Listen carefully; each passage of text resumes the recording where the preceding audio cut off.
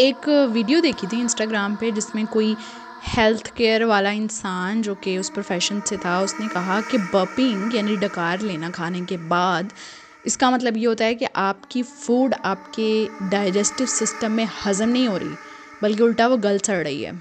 इसका ये मतलब होता है। मैंने सोचा इसे ब्रेक डाउन करते हैं, देखते हैं बर्पिंग का असल मकसद क्या है और वो क्यों होती है, इसकी क्या वजह होती है और क्या वो इतनी ख़तरनाक है कि आपकी खुराक ही हज़म नहीं हो रही।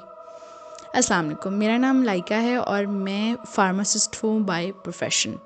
तो आज हम ब्रेक डाउन करते हैं इस बात का जो मैंने बताई है, एक वीडियो में मुझे नज़र आई थी और काफ़ी ज़्यादा लोग उस पर कमेंट्स कर रहे थे, तो मैंने सोचा कि इसे ब्रेक डाउन करते हैं।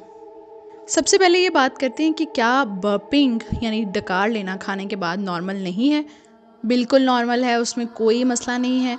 जब हम खाना खाते हैं तो खाने के साथ हवा भी मुंह के अंदर जाती है, नाक के ज़रिए भी जाती है, मुंह के ज़रिए भी जाती है, तो वो भी वापस आती है बर्प की सूरत में, डकार की सूरत में, ठीक है। और दूसरी अलावा हम जो कार्बोनेटेड ड्रिंक्स, जो कोल्ड ड्रिंक्स होती हैं, कोक वगैरह, ये सब जितनी भी कंपनीज़ हैं उनमें जो हम वो पीते हैं तो उनमें कार्बोनेटेड गैसेस होती हैं, वो गैस जब दोबारा से पलट कर आती है तो वो भी एक डकार की सूरत में आती है। इसके अलावा जब हम बड़े बड़े नवाले खाते हैं और तेज़ तेज़ खा रहे होते हैं, उससे भी गैस प्रोड्यूस होती है और उससे भी जो है वो डकार का एक सिचुएशन बन जाती है। तो ये एक नॉर्मल चीज़ है, इसको एबनॉर्मल कहना और उसको ये कहना कि आपकी खुराक हज़म नहीं हो रही, इट्स नॉट फेयर। नंबर 1 चीज़ ये है। अब बात करते हैं नंबर 2 फैक्ट की, जो कि हम डिस्कस करते हैं। उस वीडियो में ये भी कहा गया था कि लो स्टमक एसिड की वजह से ये सिचुएशन पैदा होती है।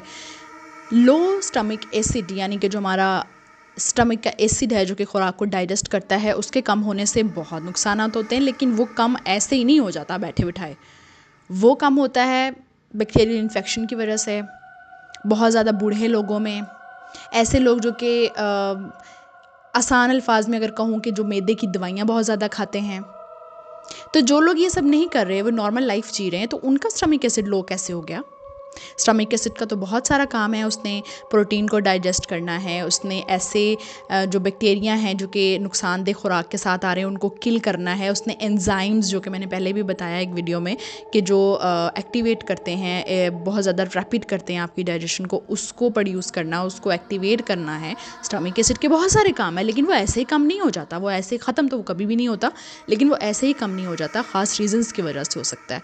तो ये चीज़ आई डोंट थिंक ये साइन है कि अगर किसी को बर्पिंग हो रही है तो इसका मतलब ये है कि उसकी स्टमक में एसिड कम है। फैक्ट नंबर 3 जो उन्होंने क्लेम किया कि आपकी जो फूड है वो गल सड़ रही है, फर्मेंटेशन हो रही है उसकी बजाय डाइजेशन होने के, ऐसा नहीं होता।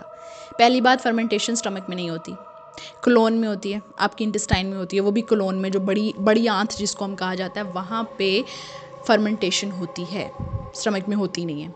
दूसरी बात, स्टमक एसिड लो भी हो तब भी वो खुराक को धकेलता ज़रूर है, उसको इंटेस्टाइन की तरफ धकेल देता है, अपने पास नहीं रखता। तो ये कोई रीज़न नहीं हो सकती कि आपकी फ़ूड डाइजेस्ट नहीं हो रही। फूड डाइजेस्ट होती है हर हालत में, लेकिन वो डिपेंड करता है कि कभी वो कम डाइजेस्ट हो रही है, कभी वो ज़्यादा डाइजेस्ट हो रही है, कभी वो कॉन्स्टिपेशन करवा रही है, कभी डायरिया हो रहा है, मतलब 100 रीज़न्स हैं वो, और बीमारियाँ उनके ऊपर हम फिर कभी बात कर सकते हैं, लेकिन ये कोई रीज़न नहीं होता कि फर्मेंटेशन हो रही है तो इसलिए आपको बर्पिंग हो रही है। फैक्ट नंबर 4 ये है कि हो सकता है कि बैक्टीरिया बहुत ज़्यादा ग्रो हो गए हैं आपके स्टमक में, जिसकी वजह से बर्पिंग हो रही है। पहली बात तो ये कि बैक्टीरिया इतनी आसानी से ग्रो नहीं हो सकते, हमारा एसिड उनको किल कर देता है। लेकिन फॉर एग्जांपल इन्फेक्शन हो गया, वो इन्फेक्शन इतना कॉमन नहीं होता कि हर दूसरे बंदे को हो गया, एक बर्गर खा लिया तो इन्फेक्शन हो गया, एक बोतल पी ली तो इन्फेक्शन हो गया, ऐसा नहीं होता। Infection is not that easy, वो बहुत रेयर होता है और बहुत ज़्यादा डेंजरस होता है, और ऐसी सूरत में ही होता है जब वो आपका स्टमक एसिड बहुत ज़्यादा लो हो। तो ये बहुत रेयर है, कॉमन नहीं है, और बर्पिंग बहुत कॉमन है, हर दूसरे बंदे को हो रही होती है खाने के बाद। तो इसका मतलब ये नहीं है कि वो इंसान जो है वो बैक्टीरिया लेके बैठा हुआ है जो कि उसको नुकसान दे रहे हैं। इस वीडियो को बनाने का मेरा मकसद एज अ डॉक्टर ये है कि सुनी सुनाई बातों पे यकीन करने की बजाय और ये सोचने की बजाय कि मुझे डकार आते हैं, खाने के बाद समझ जाओ मेरा तो सारा सिस्टम ख़राब है, मेरा डाइजेस्टिव सिस्टम तबाह हो चुका है, मेरी इसीलिए मेरे तून निकली हुई है ना, इसी वजह से तो मुझे एसिडिटी होती है, हालांकि वो वजह नहीं होगी।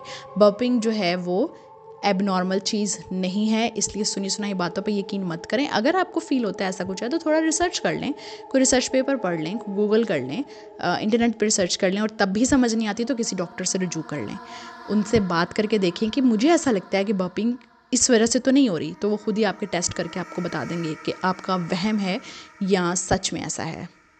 मेरे साथ कनेक्टेड रहिए इस तरह की हेल्थ रिलेटेड वीडियोस के लिए। बहुत शुक्रिया।